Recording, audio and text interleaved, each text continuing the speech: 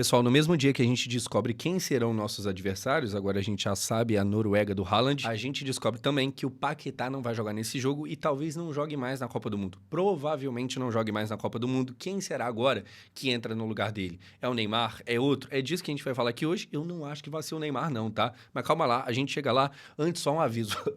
Eu ainda tô com a voz meio merda, mas a gente vai tentar aqui forçar, então perdão se acabar me perdendo um pouco, porque tá complicado aqui.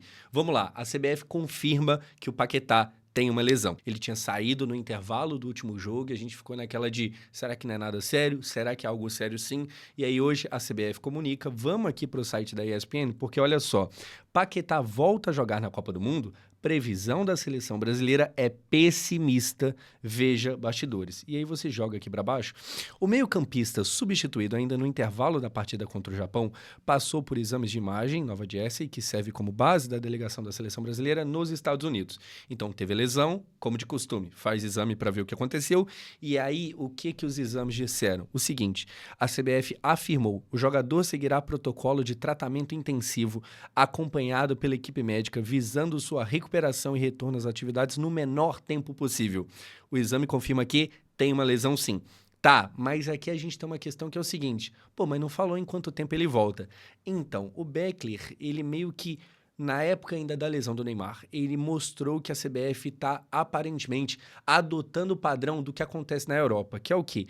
Aqui no futebol brasileiro, até na seleção brasileira, a gente está muito acostumado a machucar um jogador e o time, ou então a seleção, fala, ó, fulano machucou, 2 semanas ele está de volta. 3 semanas ele está de volta. De 2 a 3 semanas ele está de volta. Vocês lembram que eles fizeram exatamente isso com o Neymar? Então, na Europa, nem todos os times fazem assim, não. Lá é mais comum só falar que fulano machucou, a lesão é tal. Ah, mas quanto tempo que ele volta? Não sabe. Não sabe. Para evitar problema, para evitar de, nossa, mas não era 2 semanas, já está na terceira. Para evitar disso. E aí, aparentemente, a CBF vai realmente por esse caminho. Ela só fala, ó, temos uma lesão.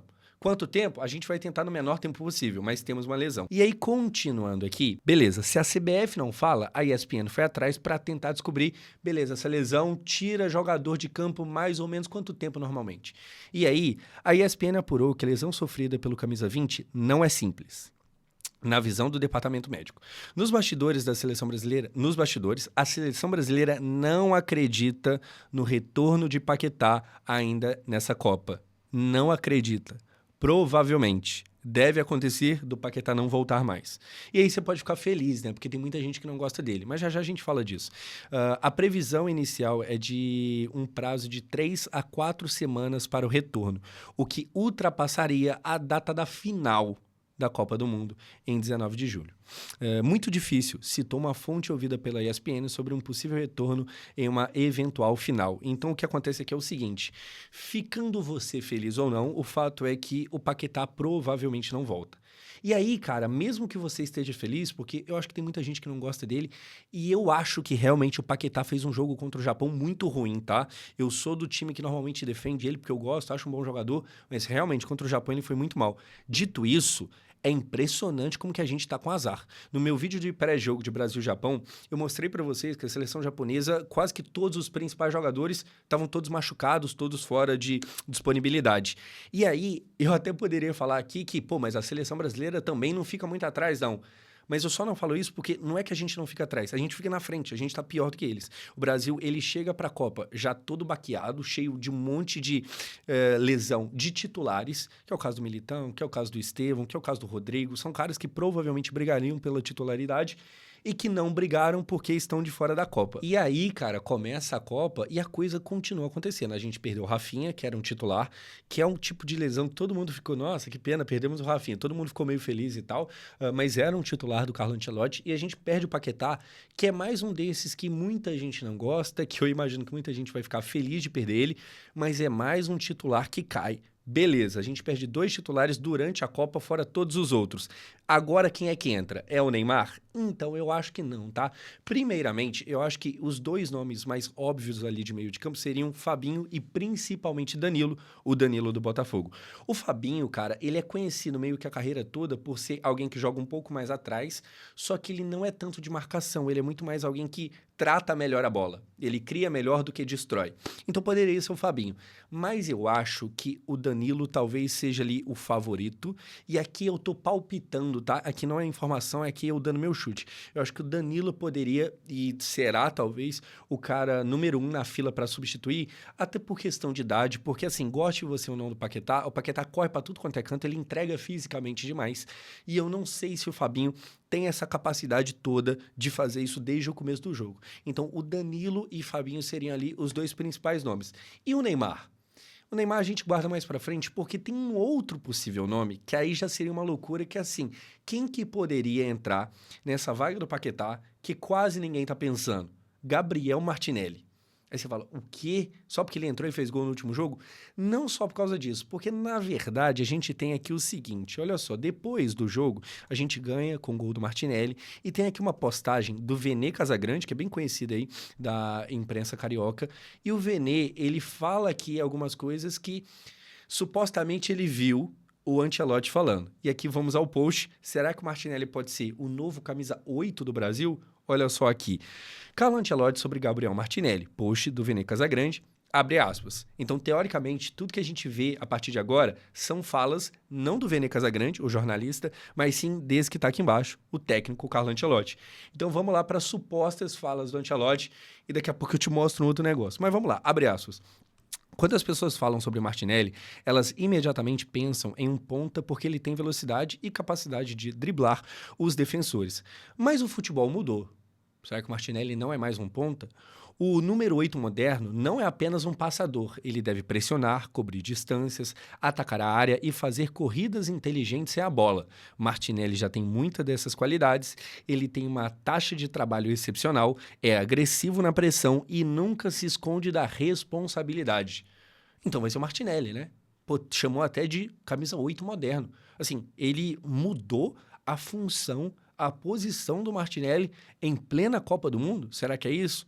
Vamos continuar lendo. Se você construir a estrutura certa ao redor dele, do Martinelli, eu acredito que ele poderia se adaptar a esse papel. Ele tem energia para jogar entre as duas áreas, a coragem para levar a bola pelo meio de campo, o instinto para chegar às áreas e aqui elogios, elogios, elogios. Beleza, então é isso? Essa é a notícia? O Paquetá sai e o Martinelli entra? Então a gente tem um pequeno asterisco aqui. Eu não consegui achar o Ancelotti falando isso aqui, não. E aí, não só eu não consegui achar, como a gente tem uma nota de comunidade aqui no Twitter. Para você que não é acostumado com o Twitter, aqui no site existe essa tal nota de comunidade que é quando alguém fala alguma coisa errada, quando alguém posta alguma coisa que não é exatamente verdade, tem como você meio que deixar uma nota de comunidade falando, ó, isso aí é mentira. E aí, cara, a gente tem aqui, os leitores adicionaram contexto que acharam que as pessoas poderiam gostar de saber. E aí, o que foi essa nota da comunidade? A declaração atribuída a Ancelotti sobre Martinelli como camisa 8, o número 8, não consta em entrevistas oficiais ou coletivas recentes do treinador. Ou seja, segundo aqui a nota de comunidade, o Ancelotti não falou isso. E aí o que pega? Afinal de contas, ele falou ou não? O que acontece, cara? Eu fui atrás para tentar saber, para ver se eu achava essa fala do camisa 8 e tal, e eu não achei nada. Pode ser que exista? Talvez sim, mas a gente tem algumas provas aqui, a gente tem uma nota de comunidade, a gente tem eu pesquisando e eu não achei nada. Se por acaso você viu em alguma das coletivas ele falando diretamente de Martinelli ser um novo camisa 8 moderno, você comente aqui embaixo. Eu não achei nada, mas a gente tem sim algumas coisas aqui sobre o Martinelli faladas pelo Ancelotti depois do jogo. Então não é que o Ancelotti não falou nada sobre ele, é que ele meio que só não falou, aparentemente, dele ser camisa 8. Mas beleza, o que o Ancelotti falou então? E eu falei aqui de Danilo, eu falei de Fabinho, eu não falei de Neymar. O Neymar não poderia entrar também como meio-campista? O que o Martinelli, por exemplo, teria que o Neymar não? Intensidade. E aqui nem sou exatamente eu falando, eu tô meio que parafraseando o Carlo Ancelotti. Vamos aqui, agora sim, para uma fala de Ancelotti, que está aqui, olha só, no site também da ESPN. A matéria se chama Ancelotti explica a entrada de Martinelli e valoriza a atuação do Brasil. Não estava perdido como contra Marrocos. Primeiramente aqui, que o Carlo, ele trata esse jogo do Japão, enquanto a gente ficou meio agoniado, ele meio que lida como, não gente, estava de boa. Não estava tão nervoso assim a coisa, estava bem suave. É que ele é meio psicopata da bola, né? Sai todo mundo para comemorar o gol da virada que nem um maníaco e ele tá, calma. Eu sei o que eu tô fazendo, calma. E aí levanta aqui. Enfim, mas ele primeiramente fala que, né, esse jogo não foi tão bagunçado assim. Ele reconhece que aquele primeiro tempo contra Marrocos foi pior, porque foi mesmo. A gente teve ali 20, 30 minutos contra Marrocos no início da Copa, que a gente estava apanhando e nem sabendo de onde que estava vindo. Só que beleza, vamos falar de Martinelli. E sobre o Martinelli, abre aspas. Eu vou até puxar aqui um pouquinho, ó. Na entrevista, Ancelotti explicou por que optou por colocar o atacante do Arsenal por dentro e não mais um centroavante, como seria o Igor Thiago, por exemplo. E aí sim, agora palavras dele, abre aspas, era principalmente para colocar um sangue novo em campo. Por isso, Martinelli. O Martinelli tem muita intensidade. E aqui eu paro para falar que eu não acredito, e se eu tiver errado, que bom, porque eu gostaria de ver o Neymar titular, mas eu não acredito que o Neymar seja nem o segundo nome dos nomes possíveis para pegar a vaga do Paquetá. Para mim, entendo o que eu tô falando, não é nem que eu acho que ele não é o favorito, eu acho que ele não é nem o segundo. Porque, principalmente, intensidade. O Neymar, ele tem capacidade de fazer os passes que o Paquetá faz? Tem. E até melhor do que a do Paquetá. Agora, o que o Paquetá tem que o Neymar não? Hoje, em 2026, esse fôlego, essa intensidade toda, principalmente ali no aspecto de marcação. Assim, o Neymar, quando entrou na seleção, ele entrou como atacante. O Neymar entrou no lugar do Matheus Cunha. Então, assim, para alguém sair machucado, que, de alguma forma, aumentasse a chance do Neymar entrar no lugar dessa pessoa, eu acho que teria que ser um atacante e não o Paquetá meio campista. Mas, enfim, continuando. O Martinelli tem muita intensidade, é uma opção muito importante, porque quando entra, sempre está em alto nível. A posição dele permitiu ao Vini jogar um pouco mais aberto. Então, a gente tem, sim, o Ancelotti falando sobre o Martinelli. Ele claramente colocou o Martinelli para meio que continuar dando uma boa sequência para o Vini, que estava bem no jogo. Então, seria alguém ali que poderia tabelar com o Vini, sem falar que, marcando o Martinelli, é sangue novo ali no jogo naquela hora, e ele naturalmente corre muito, então seria uma boa opção para manter ali o time bem intenso e tal. Então, assim, pessoal, a gente não terá o Paquetá com certeza nessa partida, e provavelmente na outra, se a gente passar também não, e na outra também não, e numa possível final, aí talvez. Mas assim, será que o Paquetá, depois de perder esse tempo todo, se ele volta para a final, ele volta jogando a final ou até lá ele já teria perdido a vaga? Eu acho que teria perdido a vaga. E aí teria perdido para quem? Só no domingo para a gente descobrir. Mas eu acho que vai ficar entre esses três aí. Fabinho, Danilo ou então, se ele quiser inventar um pouquinho de moda, o próprio Martinelli. O Neymar, eu acho que não. Ah, mas e se chegar lá na hora e o Neymar tá no meio de campo? Ou então se alguém for recuado para o Neymar se titular no ataque?